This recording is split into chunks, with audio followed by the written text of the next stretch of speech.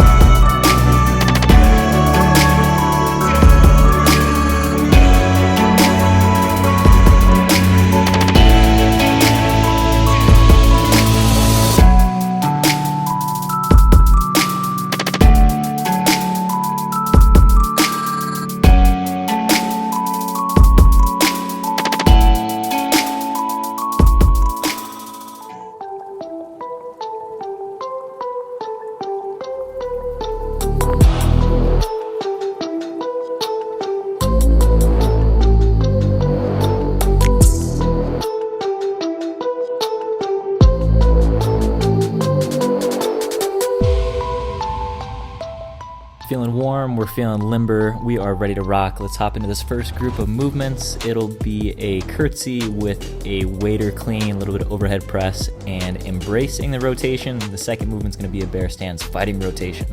So a lot of core, a lot of hip stability, and full body for the two movements as well. So some pressing, some pulling. Let's have some fun.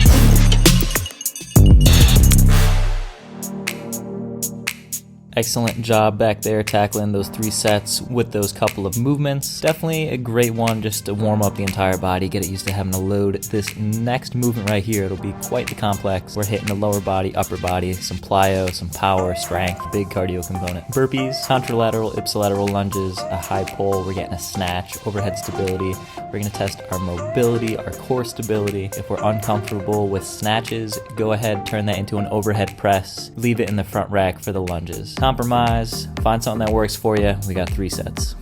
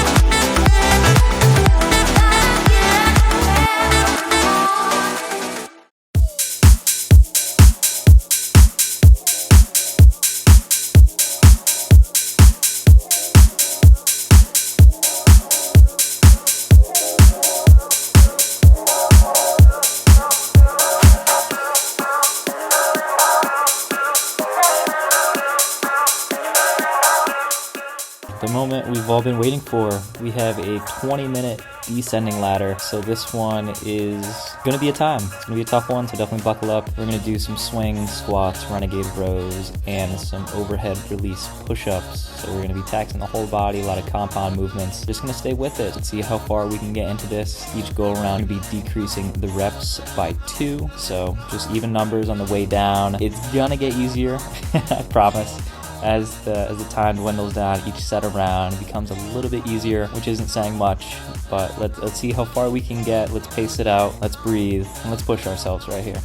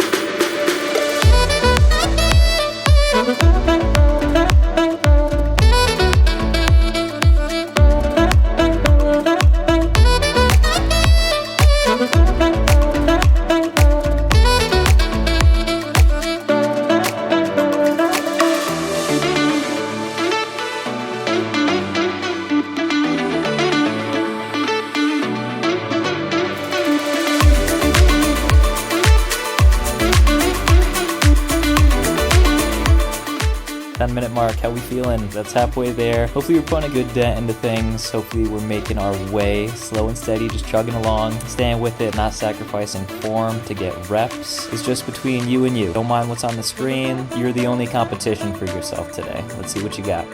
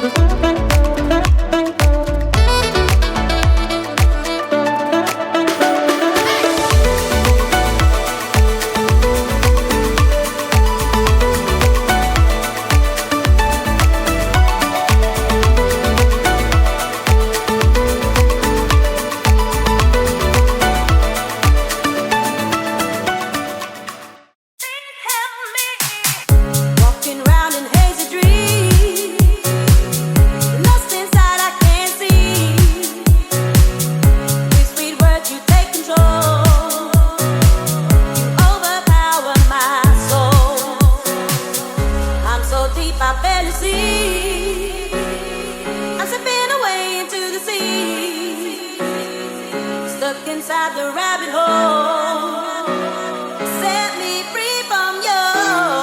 Somebody please keep me from twisting, keep me from twisting, keep me from twisting, keep me from somebody please keep me from twisting, keep me from twisting, keep me from twisting. Somebody please help me. Keep me from twisting, keep me from twisting, keep me from twisting, keep me from somebody.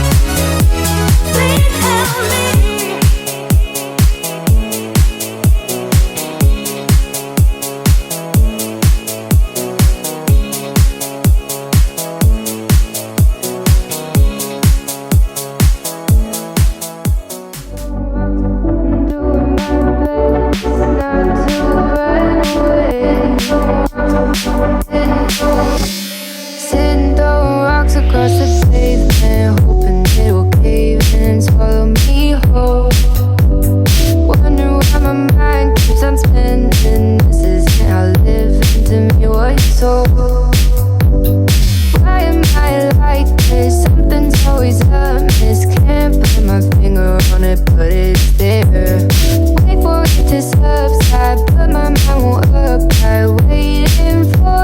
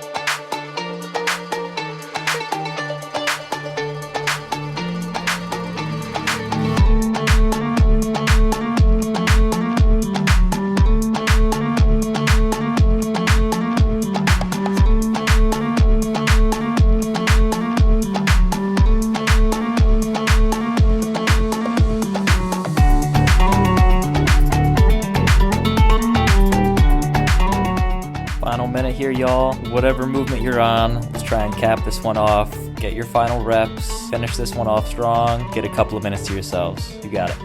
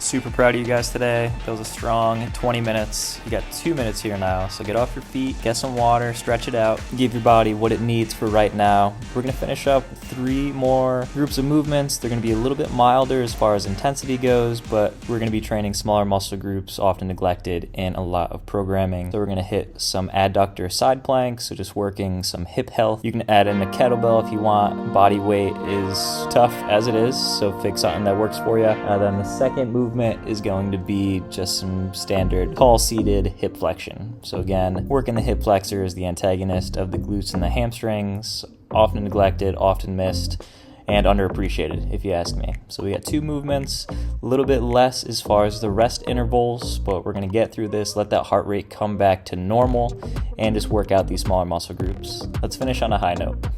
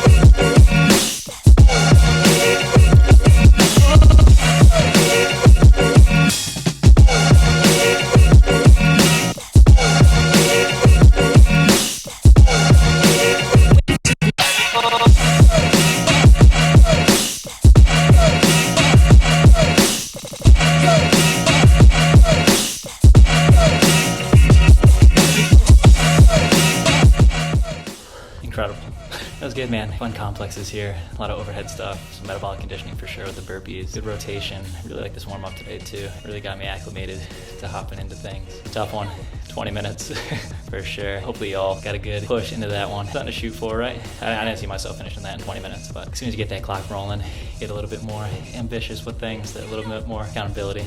But hopefully y'all enjoyed things. Little cool down, little health down there at the end, hip flexor strength and adductors and whatnot, often neglected exercises. Yeah, hopefully y'all enjoyed it. Looks like I just got out of the pool, but catch y'all next week. Thanks for stopping by. Taking a look here at a waiter clean into a curtsy with a torso rotation and an overhead press. If this is not the correct name for this exercise, please correct me, leave a message. I searched like 5 different websites and there's maybe a dozen names for this, or it's not even on Google. So I was calling it assisted clean, side clean, waiter clean works. So you kind of get the gist of it. As we pull, we're going to cradle it into that side as opposed to going into a front rack. So it's assisted with both hands. In this movement in particular, it's going to be a full body movement. We're getting some rotation, some pressing, and some pulling. So a lot of good here for the body. When we move into the curtsy, let's try and move as unison as we do the clean, as we go into that lateral step behind. So if we're going to the left leg is going to be stationary, cleaning it up with the right hand, right leg goes behind. Once we get down into that bottom position of the curtsy, we're now going to open up the torso towards the down leg side. So if our right leg is down, we're going to rotate over that right shoulder. Ideally, what we're looking for, if we have headlights on our shoulders whole time, we're gonna try and keep it together. So a lot of people, they think they're getting a little bit more mobility and they're going like that and they're moving the arm away from them. All that's doing is setting you up to be a compromised position, getting the load away from your midline. It's going to be a bit more uncomfortable, a bit more difficult to move through that position. So just find a point that works for you. When the shoulders stop moving, when that thoracic stops rotating, that's where you call it a day. Then you hit the press, come back to center, and then repeat on the other side. The rotation, really good for the obliques to stabilize, hip stability down there in that bottom position.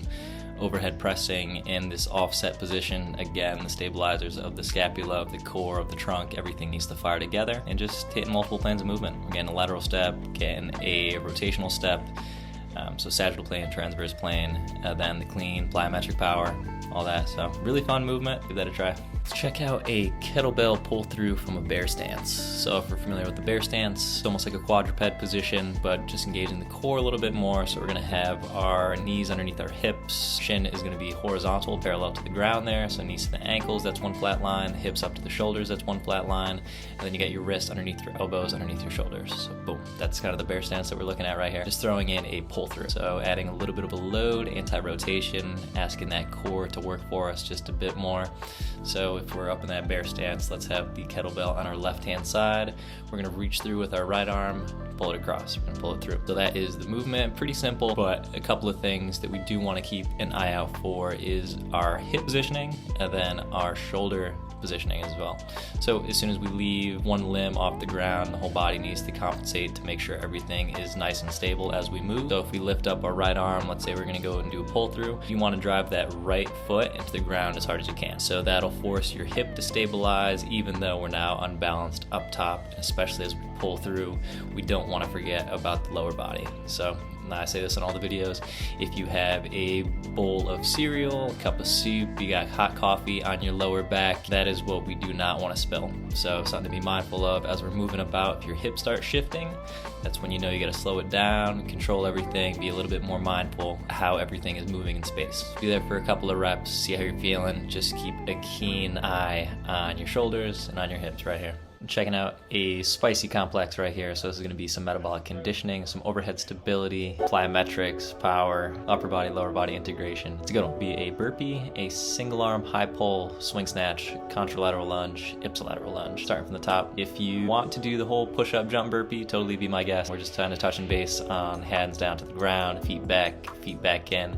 So just a little bit of body weight component, warming up the body before we hop into the loaded portion of it. The second portion will be a single arm high pull into a swing snatch. Same way you would set up for a swing or a deadlift. Let's have ourselves a little bit behind the kettlebell, create a little bit of space. So on the initial pull, getting some momentum, hinging at the hips off, bending the knees, about shoulder width apart, extend the hips, we're driving forward, pulling hard through that elbow, getting that kettlebell up to about nose level, about the face, but don't want to pull towards us, right? So we're pulling up high in front of us. We don't want to drill ourselves with that kettlebell. We're not moving into a front rack. We do not want to make contact with the body. Pulling it up, let gravity take it back down, still hinging at the hips, shooting the hips back, squeezing the glutes, squeezing our core, making sure everything's tight. We're going to extend forcefully, again driving hard through that elbow and snapping underneath it. If you can almost picture a water slide when you were younger, you know, the little pole right before you go down the water slide, throw yourself underneath it. It's kind of the mechanic that we're looking for here with our snatch. Let's pull the weight up and put ourselves underneath that kettlebell, if that makes sense. Then we're moving into an ipsilateral lunge. So let's say the weight is on our right side, move our left leg back. So the load is directly over that right leg now. Step back together. Now the right leg goes back, so contralateral. So now we're just asking our core to dynamically stabilize as we go through that movement. Whole time trying to keep that kettlebell as vertical as we can, keeping our chest up as much as we can, even though we have the load. Lunge, back to that start position, and that'll be for half of a rep. So 1 rep on one side. Just repeat. So we're happening between the two. Burpee, high pull, snatch, lunge, lunge. You got it. Let's check out a kettlebell swing. So definitely a just fundamental exercise with this equipment here, the kettlebell. Let's set up with a slightly larger than shoulder width stance, so maybe hip width, so a little bit wider, nice strong foundation down south. The approach here with our feet, let's try and picture if we're standing on a piece of construction paper. Let's pull it apart. So that's going to reinforce our knees shooting out. It's going to reinforce the weight on the blades of our feet, weight on our heel, dispersed evenly throughout the foot. And then as we set up, we're going to be about 4 or 5 inches behind the kettlebell. So as opposed to having it directly below us, then we need to start the swinging motion on our own. If we set up slightly behind it, that initial pull to get that kettlebell moving back towards us, that'll use that momentum to get the hinge pattern up and running for us. So slight bend in the knees, let's squeeze our glutes, let's shoot our hips back, engage the core so the torso's coming down, not letting our shoulders round forward so everything's pinched back, everything's nice and engaged, trying to create as much space from our shoulders to our ears. So when we lift it up, we don't want to be shruggy. I'm sure you've seen people doing that number before at the gym, so everything's pulled down, engage the lats, just moving as one unit right here. So we're pulling, let's have that kettlebell almost slap us in the backside, and then when it reaches that farthest point in the back, that's when everything, system engage, squeezing the glute, trying to shoot the hips forward, pulling forward, shrugging forward, everything is just moving in unison. We're shooting that thing up. It's primarily a lower body driven movement. So if you are feeling a little bit of burn in the shoulders, let's try and get away from that upper body. So what I like to coach people is T-Rex arms, have your dinosaur arms. So I'm sure you've seen people doing the high pull and everything's going way up, but you are going to be using those shoulders in front and taking away from the movement pattern of using the glutes, using the hamstrings, using the erectors. So if you got T-Rex arms, you can almost pinch your elbows right in your hips, and just the arms are coming up just a little bit. So that's going to disengage everything that you want to be pulling from the upper body and really rely on your glutes to move that kettlebell around. Once it gets to that high point, that's when you allow gravity to start doing the work. Let that kettlebell come back to that end point, just repeating the process. So the whole time, trying to have those glutes firing, trying to have that core engaged, weight's always in the heels, ripping that construction paper, got the T-Rex arms. So check all those boxes, and that's a kettlebell swing. Picking apart a kettlebell squat right here. So let's move that kettlebell up into a front rack position. So grabbing it by the horns, resting at about mid-chest. You can almost have your chin right on top of the horns there, and that'll be the position where we want it to be staying throughout the entirety of this movement. Same way as the deadlift, same way as the swing that we were talking about. Have that construction paper between your feet, underneath them. Let's rip it apart. It's reinforcing the knees not coming inwards, having the hip abductors working as well, so keeping everything nice and uniform, keeping the pressure on the outside and the heels of our feet evenly dispersed. We're not rocking forward and having our heels come up, so that's kind of the lay of the land. A little bit wider than shoulder width for your feet up top with the front rack. And then as we descend, we're going to be wanting our torso and our hips moving at the same time. Same way for the ascent. So when you're going down, let's make sure they're going down at the same time. We're not doing like a weird, funky good morning. Drawing a blank on the word, but those squats where your hips come up and then you do a good morning and then vice versa. So we don't want to be doing that. Go down at the same time. It's okay to have a little bit of your knees going past your toes. That's totally fine. It's okay to go past that 90 degree for your hips if your ankle mobility is allowing you to do so. So everything's going down in unison, same idea.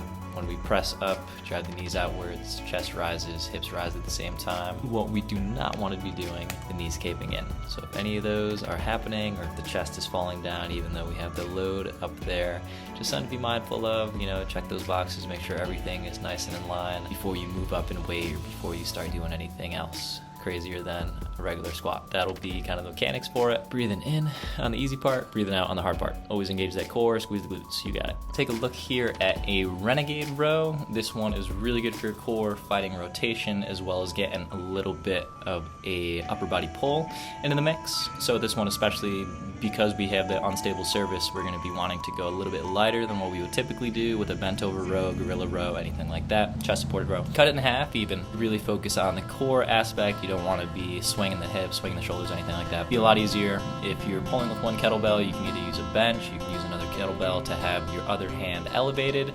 If not, it's just going to be a little bit clunky and you're not going to have the full range of motion on that side. Find your bench, find your kettlebell, find your block for the stationary hand, and then for the lower body, you're going to want to be a little bit wider than what you would typically do comparatively to a high plank. So if you can picture like a tripod, that's what you're working with. So you got your two legs and one arm. So nice wide base, that'll make it easier. The more narrow you go, that's going to be the more challenging part of that. So more narrow base of support, more instability, more chance of error. Find a spot that works best for you, and then as we're rowing, we don't want the chest, the torso, the hips, anything flipping in the direction of the row. We're rowing with the right side, nice wide stance, drive that right leg into the ground as hard as you can. So really dig those toes into the ground, and that'll engage the quads, engage the glutes, make sure those hips are not going anywhere, spilling anything on the lower half. Do this for a handful of reps, so then obviously you want to even it out. Hit the other side, try and squeeze the glutes, drive those feet into the ground, stay level. A push-up to a single arm down dog. You could call it a single arm pike, like the yoga pose, moving into a down dog. Little bit of a plyometric aspect to things. If you have that push-up, now we're just really trying to shoot ourselves up, get a little bit of air underneath that hand, and then drive that scapula, shoulder blade up overhead, and then if somebody were to grab you by the waist, piking up, using our core, using our hip flexors to get a smaller angle there for the hips, get them up in the air, and then same idea for the shoulder. We want to extend through that, really get a big range of motion overhead, stretch out the thoracic, stretch out the hamstring. Something to note, as we're going up overhead, we do not want to get shruggy. Kind of brought up that term before, but shoulders getting up close to the ear. So especially as we press away from the earth, we still want to keep that distance between the shoulders and the ears. So really pulling that shoulder blade back, and as we extend, we don't want it rising. So still pressing down and out, and then as you come down, nice, slow and controlled. We don't want to flop it back down to the ground, so using that eccentric, always under control, then alternating sides here.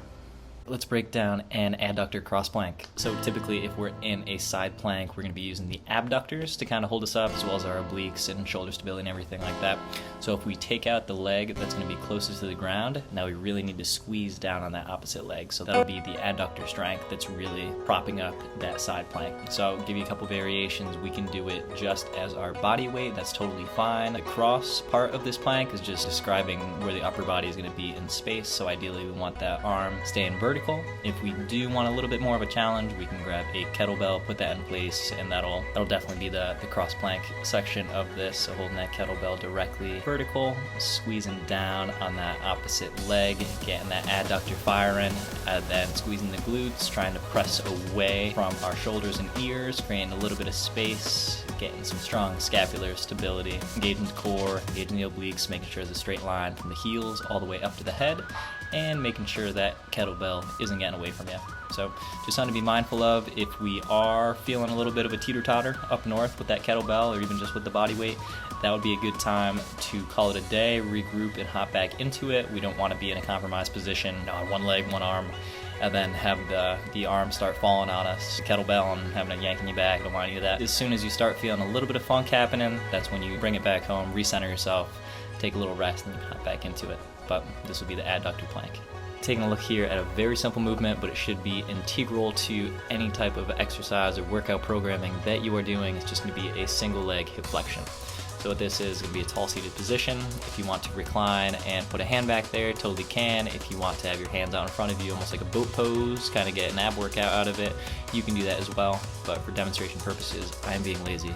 So I'm sitting back, hands behind me, and just focusing on the one leg going over. If you're starting off and you're having a difficult time, you're feeling more so a strain and a burn, and it's going right off the bat, right around that hip joint, just doing isometric. You can imagine an invisible poker chip that you're working your way over, progressing maybe to the pink dumbbells, bigger dumbbells, kettlebells, and over time working into that. Ideally, we want to go in for sets of 20. So start slow, start with what you can do without overdoing it, and you want to be able to walk tomorrow. Right off the jump, we don't want to be adding any load, just moving fluently, working that muscle and getting familiar, bringing attention to that muscle group, because like what I was saying, it's so often neglected or overlooked anytime there's programming. I would say it's not the most rewarding workout in the present, but it definitely pays you down the line as it does, you know, bring a little bit more balance to the hip musculature. Say we have overactive glutes, as in our society loves that muscle group, working out that muscle. So in that, the antagonist muscles, that doesn't get nearly as much love. So if this is the hip girdle right here, if the glutes are in the back and it is pulling, now in front we're going to be shortened, we're going to be weak, there's going to be an imbalance, then your back is the one that suffers from that later down the line, or possibly a knee injury, or just pulling something because of the imbalance. You know, it's bound to happen. So let's nip that in the bud and do these, and you can do it at the end of a leg workout, primarily in the beginning, and you warm up everything and, you know, activate that musculature. Later down the line we can do some resistance, but for right now, cool things down or warm up, do some single leg hip flexion.